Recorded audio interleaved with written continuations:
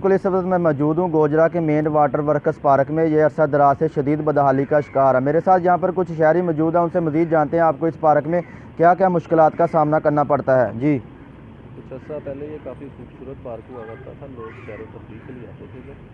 अब तो ये बिल्कुल तबाह हो चुका है। लोगों को नशा करने आते हैं इधर, और लकड़ी काफ़ी इधर ज़ाया हो रही है।